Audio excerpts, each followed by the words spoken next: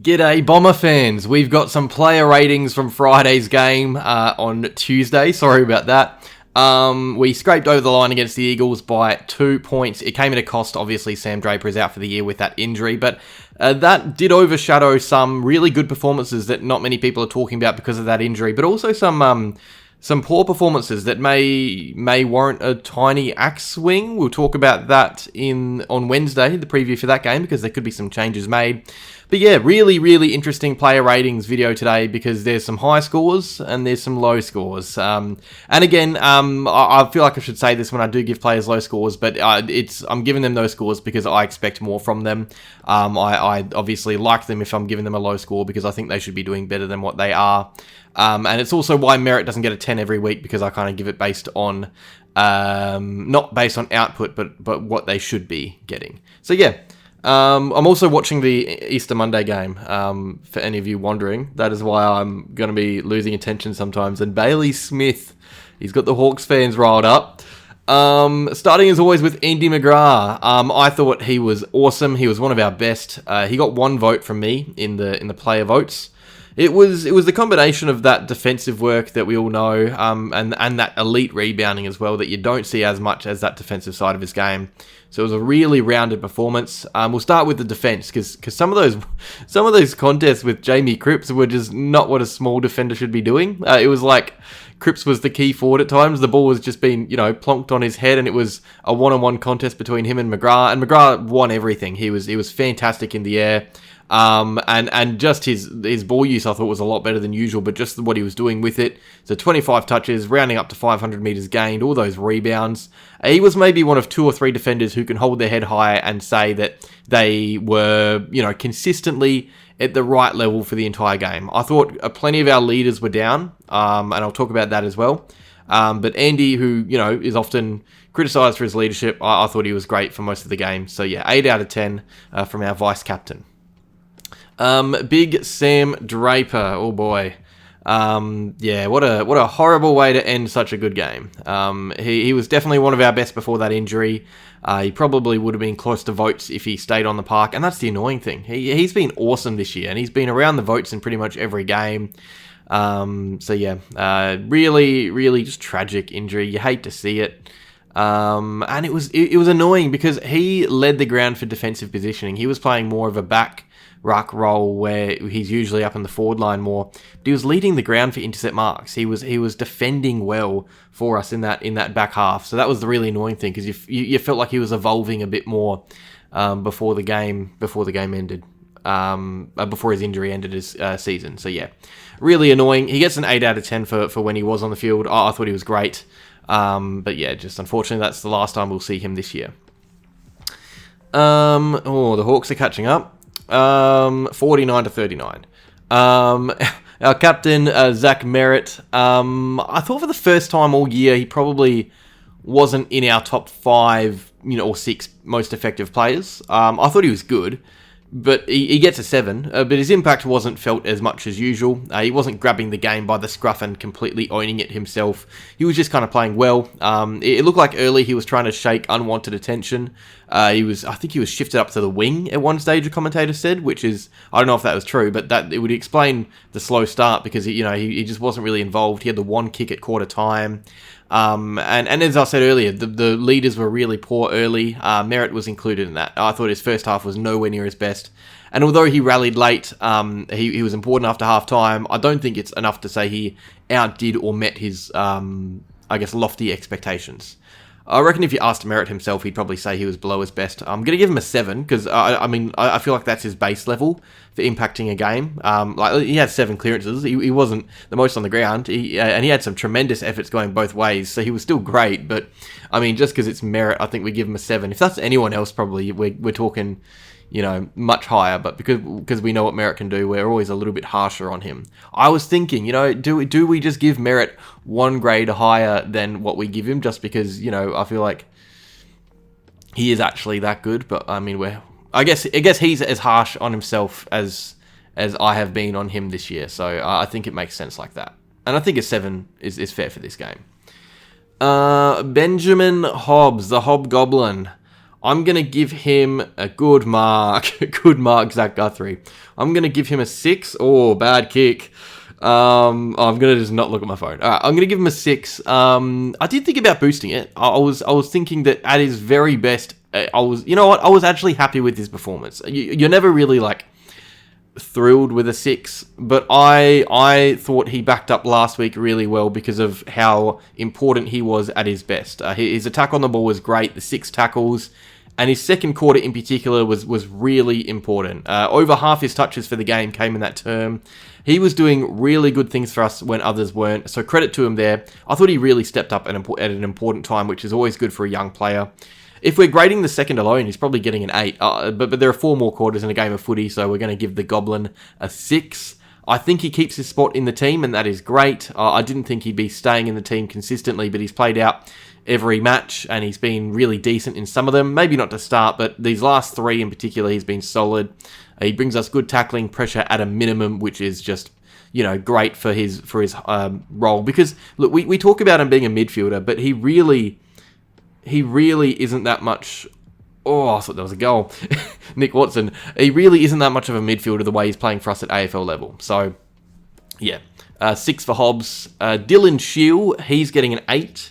I thought he was again one of our best. And you can just tell he really loves this position. Like, it suits him so much more. And it suits the team. He's playing quality midfield footy. He had some of them midfielders dizzy at times, just the way he was spinning around, washing machine. His ball use was good. Well, not good for the whole part, but he was doing some really good things with the ball at times. There were 2 or 3 kicks that just opened them up. And for me, that kind of cancels the turnovers. 5 clearances. He's winning clearances really easily right now because at his best, he is a fantastic clearance mid. And for the 3rd straight week, he's hit 5 or more. I don't remember the last time he did that. He's hitting the scoreboard. He kicked a goal. Yeah, he's just playing awesome footy. And it's that it's not only him playing good footy, but it's good coaching to allow him to have as many rests as he does because it gives him so much power near the end of a game. There was that late run, I think it was the 4th quarter, where he ran and took, I think, 3 or 4 bounces through the centre, sprinted past others near him because they had tired legs. But because he's only playing like 60% of a game, he has those fresher legs and they last.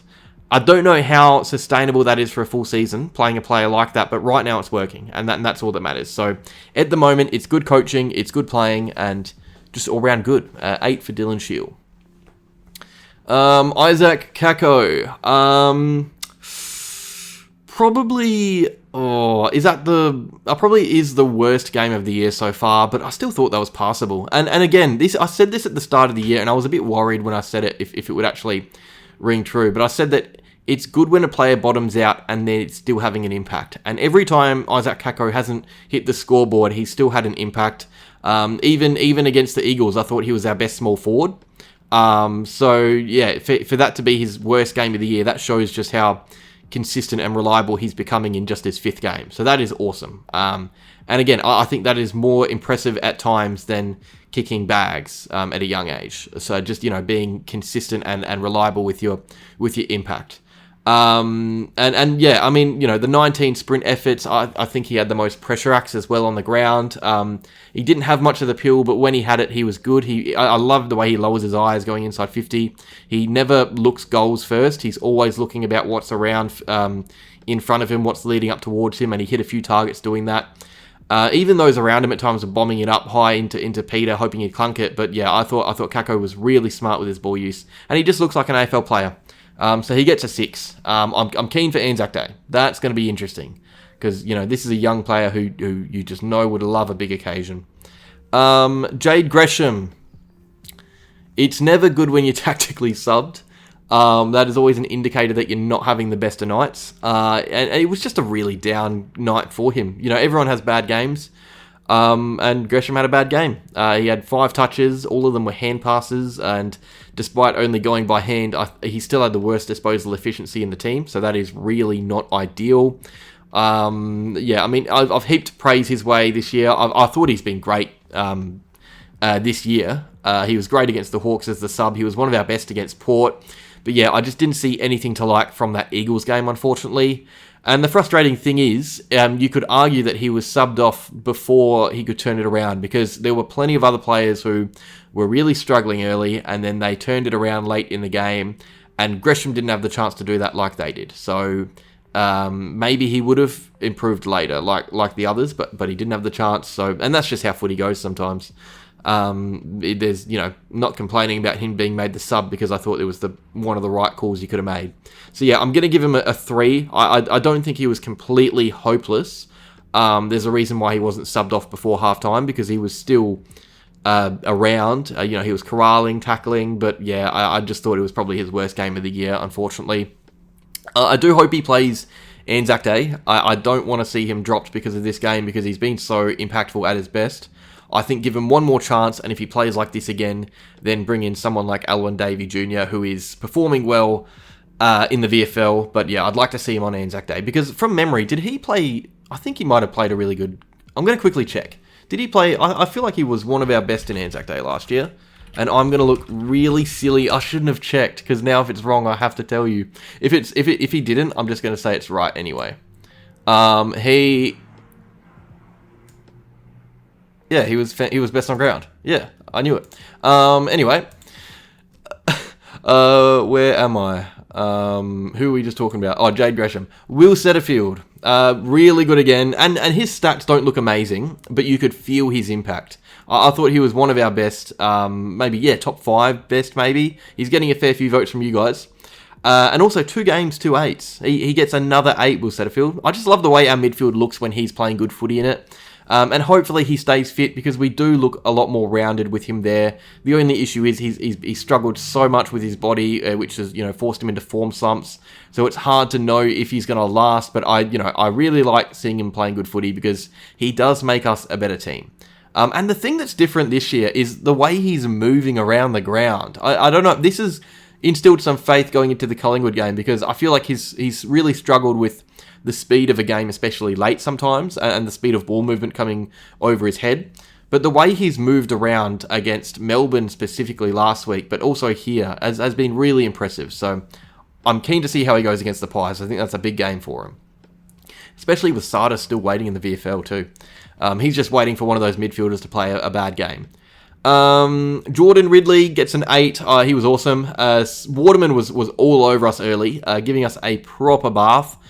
4 goals in the first, 7 touches, and then there was this directive to get Ridley on him more, because it was a better matchup than McKay, who was failing, and it worked. Waterman had 6 touches after quarter time, so less touches in 3 quarters than in the first. 1 kick after half time. It didn't hit the scoreboard, not even a behind for the rest of the game. And Ridley was still getting his hands on the pill too. He led us for rebound 50, showing he was playing deeper in the 50. Most of his touches came inside the arc. He was going at 85% too. So yeah, it was just a really solid game. And I feel like if he had just kept Waterman down from the first bounce, we probably wouldn't notice it as much. That is when you start talking about a forward having a bad day, and that's just the sad thing about defenders. They rarely get recognised. But because Waterman was huge early, he got those 4 goals, and then he's in Ridley's pocket after, we kind of have to notice. So yeah, Ridley gets an 8. I think that was his best game of the year.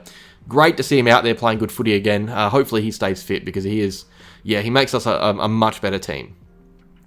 Archibald Perkins, a really interesting role. He was at times our deepest forward, playing on Jeremy McGovern for a fair bit of it. And I think we have to appreciate what he did a little bit more in this game, because even if he wasn't kicking those goals, he was at times bringing McGovern out of the game away from the ball, leading him away from it, making it hard for him to intercept while also remain accountable. So that was important. But then there was that third quarter. We go down by 5 goals. I think Hewitt kicks a goal, and we're down by 5. And it is Archie Perkins who really stands up and gets us back in the game with 2 goals in the space of 3 or 4 minutes. The first is an impeccable lead and a strong mark out in front of Jeremy McGovern. The second is that trademark Perkins roll of the hip where he shrugs off a tackle and gets a quick kick out. I thought he floated in and out of the game a lot, but when he was involved, he was massive for us. And I think he's filling that Stringer hole really nicely for the time being. He's kicked 4 goals from 4 games. Stringer, I think, has kicked 1 or 2. And also it's just his age as well. I think we made the right call there. And although Perkins isn't a star right now, he's definitely impacting the team. I'm giving him a 7. I believe he is leading the way for the role player votes at the time of recording too, so that is good. It's good to see him playing good footy, and hopefully he takes some confidence going into Anzac Day. I'm excited about that. Peter Wright, we're giving him the 9. I thought he was the difference in the game, and when one player is having that much of a difference in a match, it's got to be a 9 or a 10. Without Peter Wright, we lose that game of footy. He kicked 6 of our 11 goals, so well over half of them. So there's that. He had the 9 score involvements. His work around the ground was fantastic. He had the 17 disposals. Had to play in the ruck a fair amount of time too, remember? 3 tackles. I didn't even know he could tackle. He's 9 metres tall and he was getting down to tackle. But yeah, the thing I liked about his game the most was how clever he was around the 50. It wasn't the 2022 Peter where he's clunking pack marks in the air. He was separating himself from defenders, forcing them to make tough decisions. There was one in the third where McGovern was one out in between maybe Perkins, who was deep, or someone deep, and Peter Wright, who was on the 50 arc. And McGovern made the right call and stuck closer to the man in the more dangerous position, which was closer to goals, letting Wright take an uncontested mark far from goal. But Peter Wright goes back and nails it, and that's the thing that is so dangerous about him, because not many players in the competition are as dangerous in bad positions as Peter Wright. He kicked 6 goals, but he shouldn't have. His chances don't warrant 6 goals. Maybe 3, but 2 were from outside 50. 1 was from a tricky angle for a right footer. He crumbed, I think, 1 or 2. He was making the most of his chances in a game where that was crucial, and that's why he's best on ground for me. I thought that was his best game since even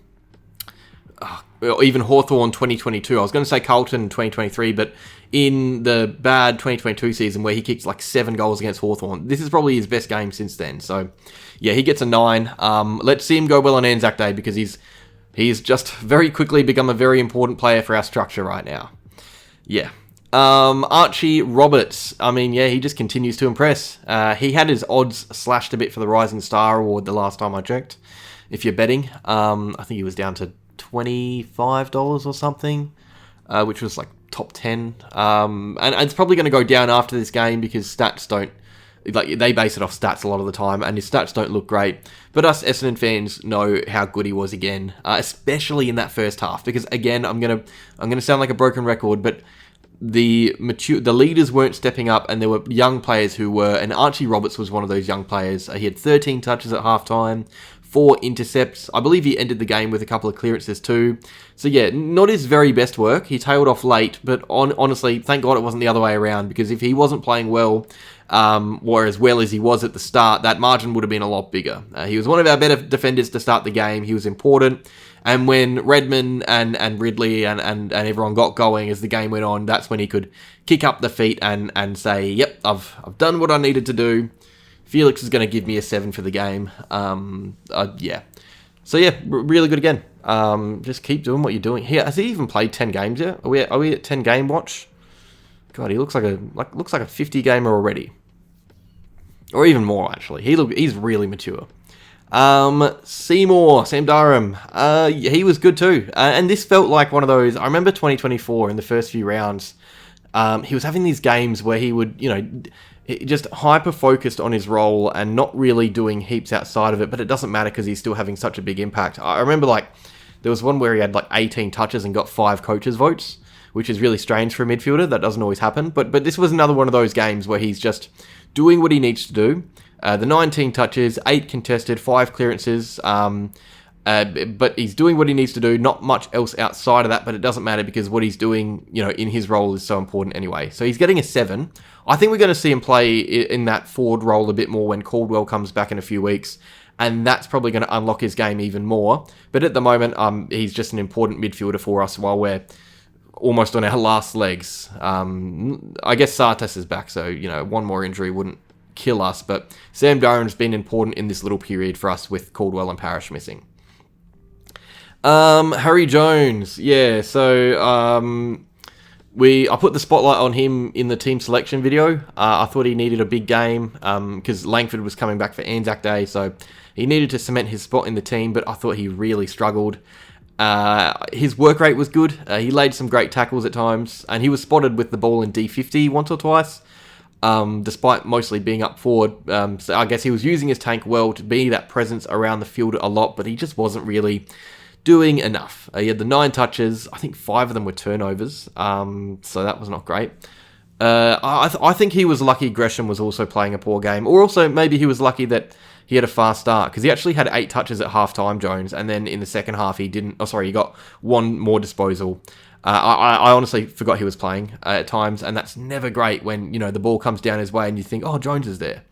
So yeah, it was probably his quietest game of the year. I wouldn't mind seeing him in the VFL. I think he is an AFL player. He's just in a poor run of form, but I think he needs confidence to remember that he is a very, very good player at his best, because, he's been playing roles, obviously the ruck last week, that doesn't help your confidence. Then you have a bad game, and, if he has another bad game, it's just going to completely blow it. I think it would be better for the team and for Jones if he was to be dropped for the VFL for a week or two when Langford comes back. But we'll see. There's more options, because he wasn't the only one that was bad, so there's plenty of options. He was just nowhere near his best, which is very good. We saw that in the preseason. Jaxon Prior, another really solid performance, and this is the great thing. I love seeing you guys get around him. This is because he's quickly become a much more appreciated player with these last 3 games. He's right up there in the role player vote. He's probably not going to chase down Perkins, but he's right up there.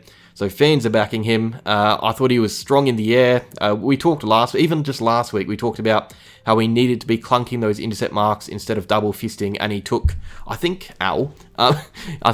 it was only Draper that had more intercept marks than him on the night. So he had the three spoils as well. His ball use was great. He had the 18 touches and just 2 turnovers. So he was gaining meterage, 420 meters gained. That is, 420, amazing. Love that. He is just an SSP signing as well. We got to remember that. So he's doing all this and not getting, much money, and we didn't have to give up much for him. So we got to remember, this is a guy we just thought would come in and be a role player, and he's starting to actually impact in defence too. And I think he's locked down his spot for the next few weeks.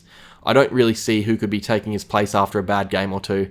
And, he proved in after round 2 anyway that he can respond after bad games. So I'm giving him a 7.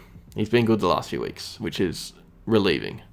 You know what? This is drink time. And this week I was going to get an iced coffee, but the shops were closed because it's a bloody public holiday. So I've gone with water, which is probably the best drink there is. But if you guys could let me know what drink you want me to drink, recommend some drinks for me, is what I'm trying to say.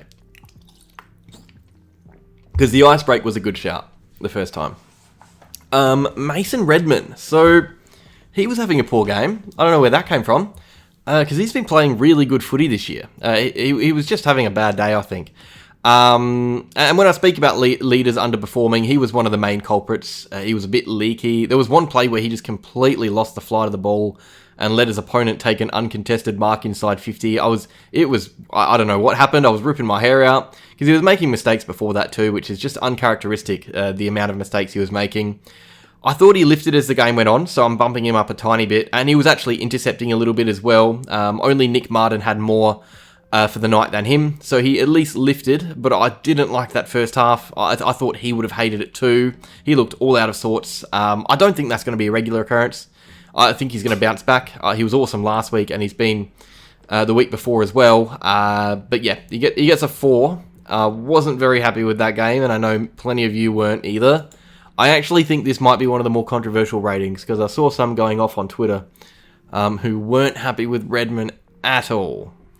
So let me know if you think that was too high or too low. Xavier Duursma.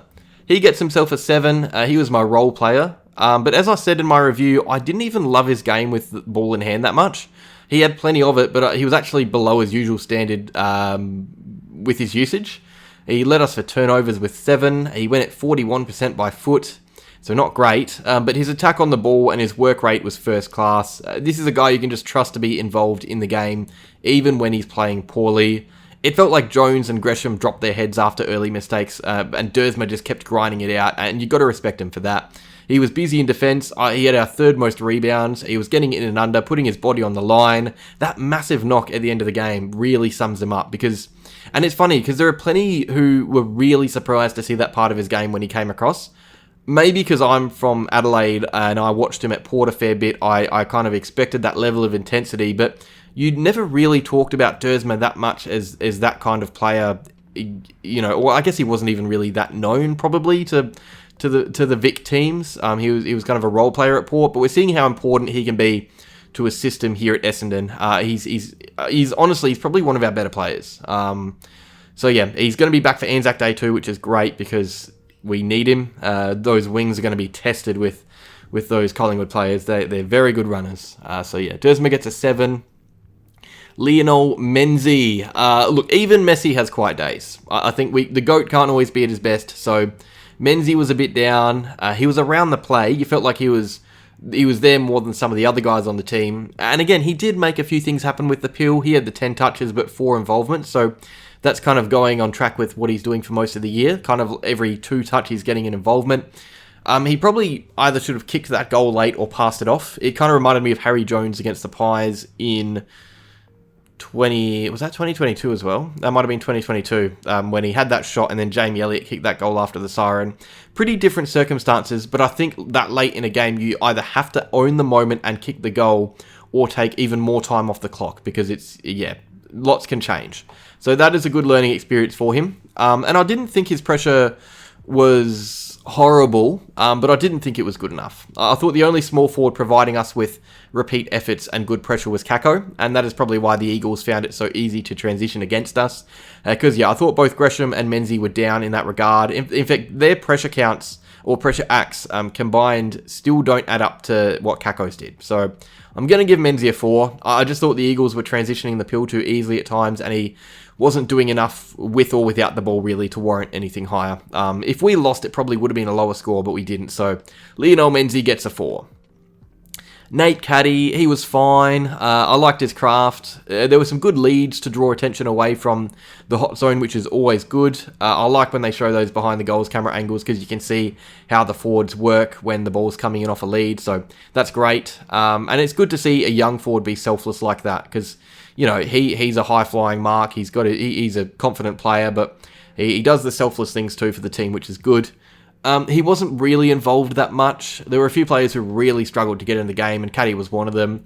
I reckon up until three-quarter time, he was probably staring down the barrel of a fail mark, maybe like a 4.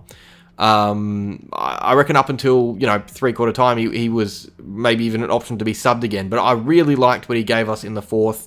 He was presenting with confidence. He was taking some nice marks. He was getting his hands on the peel in good areas when linking up. He wasn't doing much inside 50 all day, but at least late in the game, he was bringing the ball forward and winning the contested footy. So I'm going to bump him up to a 5 just because we saw another response late in the game, which I think is necessary for a player this young. Zachary Reid, for starters, I hope we never see him in the ruck again. I was genuinely pooping my pants watching that. We've got both rucks going down with season-ending injuries, and then we throw a guy made out of glass to go up against big Matt Flynn, who is the best ruck of all time. So that was rough to watch. I thought Reid was solid all day. He never let himself down. He hasn't for a while. He wasn't as busy as usual, but, he's not doing anything wrong. I could go back to the Crows game where he's making, 10 mistakes in a game you could find, but here he's not really doing anything wrong, I don't think. And he obviously had to fill in the ruck, which is a really tricky role as well. So I'm going to give him a 6. I thought he played his role really well, didn't disgrace himself, which is good. It's good to see him out there. We haven't said that in a while. It is just good to see him playing footy, and it's good to see him playing good footy now. Ben McKay. So I've been struggling with this one. I don't know if it's because on one hand, he was very poor early. Waterman kicked 4 goals and he wasn't accountable for all those goals. We should say that. 1 or 2 probably, but not all 4. But as James pointed out in the comments and as I was thinking, Waterman was just running McKay ragged. He was leading him out to the ball. McKay was always a few steps behind. It looked like someone walking an energetic dog. McKay was just, struggling to keep up, always behind. And when there's a key defender just not really flowing with the game, you can kind of tell, and that's why we had to make the move. And I also think that it's a tough matchup for McKay because Waterman is so much smaller and so much more mobile. I think Ridley probably should have been on him from the start, and if Oscar Allen was playing, that would have been a much better matchup for McKay. But yeah, he just didn't adapt very well, and that's the thing I didn't like. I think he got better as the game went on. He was more solid, and our defence was more solid. You can't really blame our defence for anything in this game. Do you give him a 3 or a 4? He was definitely below his best. We know that. But was he someone who... Oh, it's tough, isn't it? I feel like I should give him a... I know you guys will not like it if I give him a 4. I just don't think the defense was that bad. I thought the first quarter was really bad. McKay was a big reason for that. You know what? Yeah, we'll give him a 3. He should be playing better than that, and we've seen him play better than that. I thought he was really good against Melbourne last week. So hopefully he's up and about against the Pies with a better matchup too. This is someone that really needs a much better matchup than the one he got. Nic Martin, what a star this guy is. He is so good. He was absolutely everywhere, all over the field. I was tossing up giving him a 9, you know, because I thought him and Wright were just so clearly the best on ground. But he does get the 8 just because Wright was so good he needs his own tier. But yeah, Martin, that was a leader's performance. That was the kind of game that makes you think he's a possible captain for the future. You know, because Merrett, Redman, you know, the other leaders weren't really stepping up. Martin stepped up, and he was the one that was bringing us, you know, him and Wright were the ones keeping us in that game. It was them too. So it was great to see. He had the 26 touches, a goal, 9 intercepts, and 7 involvements. So it was just a perfect wing or flank game where he belongs. He is much better in the forward half of the field. It's all well and good seeing him rack up, you know, 40-odd disposals, but I prefer seeing him get 25 and do good things with it. Finally, for the players, Saad El-Hawli, he gets a 3, unfortunately. Look, I'm not worried in the slightest. He had a very...